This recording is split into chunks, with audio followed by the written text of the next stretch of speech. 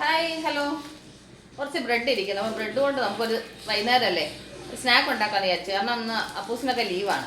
വൈകുന്നേരം സമയത്ത് എന്തെങ്കിലും ഒന്ന് ഉണ്ടാക്കണമെന്ന് വിചാരിച്ച് നോക്കുമ്പോൾ ബ്രെഡുണ്ട്. സിമ്പിളായിട്ട്. അപ്പോൾ എൻ്റെ കൂട്ടുകാർക്ക് ചെയ്യുന്നതാണെങ്കിൽ കമൻറ്റ് ചെയ്യണം കേട്ടോ.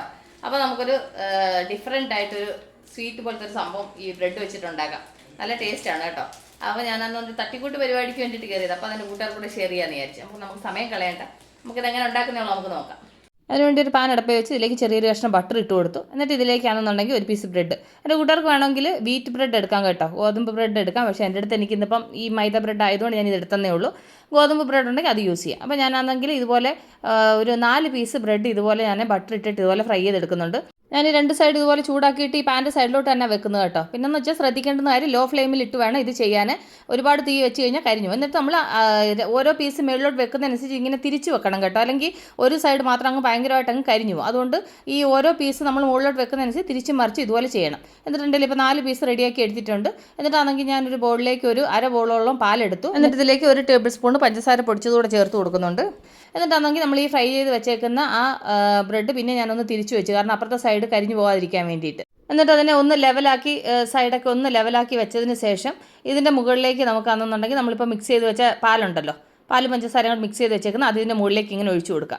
ഇങ്ങനെ കുറേശ്ശെ ഇങ്ങനെ ഒഴിച്ച് ആ ബ്രെഡ് നന്നായിട്ട് ആ പാലങ്ങ് എന്താ പറയുന്നത് ഒബ്സർവ് ചെയ്യണം ആ രീതിയിൽ. അപ്പോൾ എന്നിട്ട് ഈ സൈഡിലൊക്കെ വീണേക്കുന്ന പാലും എല്ലാം ഈ ബ്രെഡിനകത്ത് നന്നായിട്ട് പിടിക്കണം. അതുപോലെ പിന്നെ പാലൊഴിച്ച് കൊടുക്കണം. എന്ന് വെച്ച് കഴിഞ്ഞാൽ ഈ ബ്രെഡ് നന്നായിട്ട് സോഫ്റ്റ് ആവണം. ആ രീതിയിൽ വേണം നമ്മൾ പാലൊഴിച്ച് കൊടുക്കാൻ. അപ്പോൾ ഞാൻ എടുത്ത പാലൊരു അര പാത്രത്തോളം പാൽ ഇതിലേക്ക് ഒഴിച്ചു. ഇപ്പോൾ നന്നായിട്ട് പിന്നെ കുതിർന്നിട്ടുണ്ട്. അതിൻ്റെ മുകളിലേക്ക് ഞാൻ കുറച്ച് പഞ്ചസാരപ്പൊടി ഇങ്ങനെ വെതറി കൊടുക്കുന്നുണ്ട്. ഇനി നമുക്കിതൊരു സർവിങ് പ്ലേറ്റിലോട്ട് അങ്ങ് മാറ്റാം. സർവിങ് പ്ലേറ്റിലോട്ട് മാറ്റിയതിന് ശേഷം അതിന് മുകളിലേക്ക് കുറച്ച് തേൻ ഇങ്ങനെ ഒഴിച്ചു കൊടുക്കുന്നുണ്ട് കേട്ടോ. ഇനി നമുക്ക് സെർവ് ചെയ്യാം. കാരണം വെച്ച് കഴിഞ്ഞാൽ കൊണ്ട് നല്ല ടേസ്റ്റി ആയിട്ടുള്ള നല്ല സ്വീറ്റാണ്. അപ്പോൾ നമുക്കിതൊന്ന് കഴിച്ച് നോക്കാം, എങ്ങനെ ഉണ്ടെന്ന് നമുക്ക് നോക്കാം. കണ്ടില്ലേ എത്ര നല്ല സോഫ്റ്റ് ആയിട്ടുണ്ടെന്ന് നോക്കിയേ. അത് സ്പൂൺ കൊണ്ട് മുറിക്കുമ്പോഴത്തേനും നിലത്ത് വീണ് പോകും കേട്ടോ. ആ രീതി അത്ര നല്ല സോഫ്റ്റ് ആയിട്ടുണ്ട്. കഴിക്കാൻ ഭയങ്കര ടേസ്റ്റി ആയിട്ടുണ്ട്. കാരണം വെച്ച് കഴിഞ്ഞാൽ അത്ര സോഫ്റ്റ് ആയിട്ടിരിക്കുന്നതുകൊണ്ടല്ലോ കുഞ്ഞുങ്ങൾക്ക് വലിയവർക്ക് എല്ലാവർക്കും ഇഷ്ടപ്പെടും. സംഭവം കിടുവാണ് കേട്ടോ. ആക്ച്വലി ഇത് വന്നിട്ട് കഴിക്കുന്ന ആളെന്ന് പറയുന്നത് എൻ്റെ അപ്പൂസാണ്. അപ്പൂസിനപ്പോൾ സ്കൂളിപ്പം ലീവല്ലേ. അപ്പോൾ അപ്പൂസാണെന്നുണ്ടെങ്കിൽ ടി വിയുടെ മുന്നിൽ ഇങ്ങനെ ടി വി ഓൺ ചെയ്ത് പിക്ചറും കണ്ടുകൊണ്ട് അങ്ങനെ കിടക്കുന്നുണ്ട്. അപ്പോൾ അപ്പൂസിന് കൊടുത്തു നോക്കാം. അപ്പൂസ് കൊടുത്തിട്ട് അതിൻ്റെ അഭിപ്രായം പറയട്ടെ എങ്ങനെ ഉണ്ടെന്നുള്ളത്. കാരണം വെച്ച് കഴിഞ്ഞാൽ അപ്പൂസിന് ഇങ്ങനത്തുള്ള സംഭവമൊക്കെ ഭയങ്കര ഇഷ്ടമാണ് കേട്ടോ. അപ്പൂസിന് മാത്രമല്ല അവൻ്റെ ചേട്ടനും ഭയങ്കര ഇഷ്ടമാണ്. എൻ്റെ ബിതിക്കുട്ടന് ഇത് ഭയങ്കര ഇഷ്ടമുള്ള സംഭവമാണ്. അപ്പോൾ ആദ്യം അവൻ എങ്ങനെ ഉണ്ടെന്ന് പറയുന്നത് നമുക്ക് നോക്കാം. ആദ്യം അവൻ കഴിച്ച് നോക്കട്ടെ. അയാൾക്ക് പിന്നെ ഇങ്ങനത്തെ ഉള്ളതൊക്കെ ഭയങ്കര ഇഷ്ടമാണ് കേട്ടോ. അയാൾക്ക് ഭയങ്കരമായിട്ട് ഇഷ്ടപ്പെട്ടു. അപ്പോൾ എൻ്റെ കൂട്ടുകാർ കണ്ടില്ലേ, നല്ല ടേസ്റ്റി ആയിട്ടുള്ള സൂപ്പറായിട്ടുള്ള ഒരു സ്വീറ്റായിരുന്നു. ആക്ച്വലി അതിൻ്റെ ഒരു ടേസ്റ്റ് എങ്ങനെ പറയേണ്ടതെന്ന് പറഞ്ഞു കഴിഞ്ഞാൽ കൊണ്ട് അത് പറയാനെ കൊണ്ട് വാക്കുകളില്ല. ഒരു വെറൈറ്റി ടേസ്റ്റ് ആയിരുന്നു. അപ്പോൾ ഞാൻ ഈ സ്വീറ്റ് കാണുമ്പോൾ ആൾക്കാർ പറയും എന്താ പറയുക പഞ്ചസാര ഉപയോഗിക്കാൻ പാടില്ല, അതേതാണ് ഇടയ്ക്കൊക്കെ ഇച്ചിരി പഞ്ചസാരയൊക്കെ കൂട്ടാല്ലേ. കാരണം വെച്ച് കഴിഞ്ഞാൽ അതൊരു വെറൈറ്റി ഒരു ടേസ്റ്റ് ആയിരുന്നു കേട്ടോ.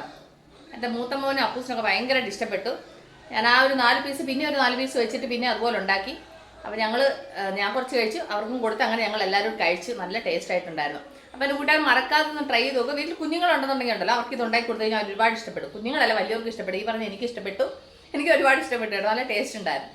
അപ്പോൾ എൻ്റെ കൂട്ടുകാർ ട്രൈ ചെയ്ത് നോക്കുന്നു ഞാൻ വിശ്വസിക്കുന്നപ്പോൾ ഞാൻ ഈ വീഡിയോ അതിൻ്റെ പിന്നെ അപ്പോൾ നമ്മൾ ഉടനെ തന്നെ അടുത്ത വീഡിയോയിൽ വീണ്ടും കാണുവരെ. Take care, bye, see U.